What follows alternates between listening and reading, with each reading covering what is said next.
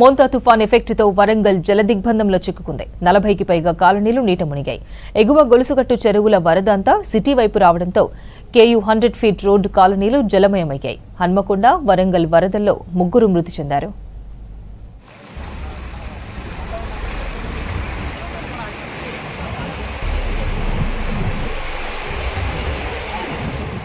మోంతా తుఫాను ధాటికి ఓరుగల్లు ఆగమైంది. బుధవారం ఉదయం 11 గంటల నుంచి రాత్రి 11 గంటల వరకు కుండపోత వాన, ఈదురు గాలులకు జనం వణికిపోయారు.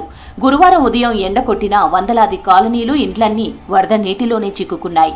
వరంగల్, హన్మకొండ నగరాలకు ఎగువ భాగంలో ఉండే గొలుసుకట్టు చెరువులు ఒక్కొక్కటిగా పొంగుతూ అన్నీ ఒకటిగా కలిసి వచ్చి సిటీ మీద పడడంతో నిన్న ఉదయం 11 గంటల వరకు గంటకు వరద పెరిగింది. దీని ఎఫెక్ట్ హన్మకొండలోని కేయూ 100 ఫీట్ల రోడ్ కాలనీపై పడింది.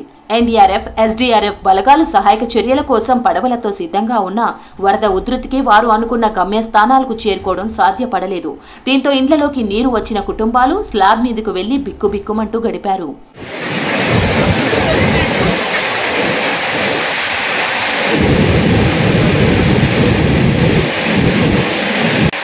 హన్మకొండ సిటీ కేయూ 100 ఫీట్ల రోడ్డుకు దగ్గరలో ఉండే గోపాల్పూర్ ఊరు చెరువు 10 నుంచి 15 కాలనీలను ముంచింది. హన్మకొండకు హైదరాబాద్ వైపు ఎగువ భాగంలో ఉండే రాంపూర్, మడికొండ, సోమిడి చెరువులు గొలుసుకట్టు మాదిరి ఉన్నాయి. పై భాగంలో రాంపూర్ చెరువు నిండితే దీనికి కింది భాగంలో ఉండే మడికొండ చెరువుకు, అక్కడి నుంచి సోమిడి చెరువు ఇవన్నీ కలిపి నగరానికి ఆనుకొని ఉండే వడ్డేపల్లి చెరువులోకి వస్తాయి. ఇది కూడా నిండిందంటే సిటీ మధ్యన కనిపించే గోపాల్పూర్లోని ఊర చెరువుకు ప్రవాహం కొట్టుకు వస్తోంది.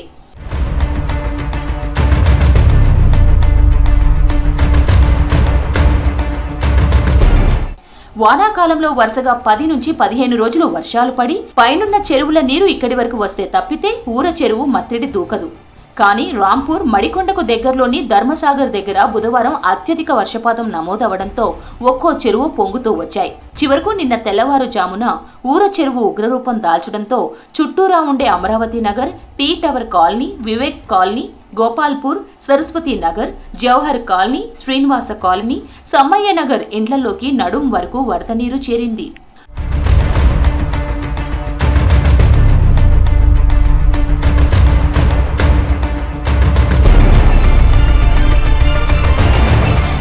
హన్మకొండ సిటీలో వానలు ఎక్కువగా కురిసే క్రమంలో కేయూ 100 ఫీట్ల రోడ్డు చుట్టూరా ఉండే 30 కాలనీలు మునిగేవి.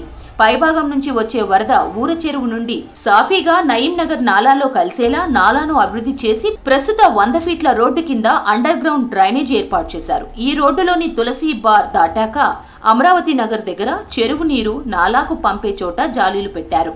ఊర చెరువు పొంగే ఇలాంటి ఎమర్జెన్సీ సేవల్లో ఇక్కడ ఉండే షట్టర్లు వంటివి ఓపెన్ చేయాల్సి ఉందని నాడు పనులు చూసిన ఆఫీసర్లు, కాంట్రాక్ట్ సంస్థ చెప్పాయి.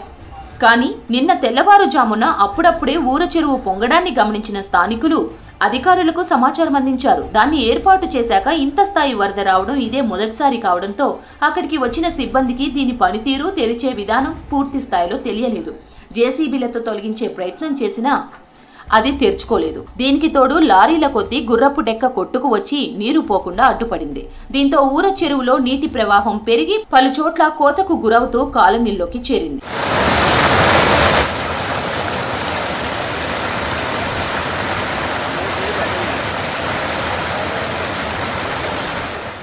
జరగాల్సిన నష్టం జరిగాక సాయంత్రం సమయంలో భారీ క్రేన్ల సాయంతో చెరువు నీరు నాలాలు కలిసే చోట జాలీలను తొలగించారు. తుఫాన్ దెబ్బకు వరంగల్ తూర్పు, వరంగల్ పశ్చిమ నియోజకవర్గాల్లోని కాలనీలు అతలాకుతలమయ్యాయి. లోతట్టు ప్రాంతాలు నీట మునిగాయి. హన్మకొండ, వరంగల్ వరదల్లో 3 మృతి చెందారు.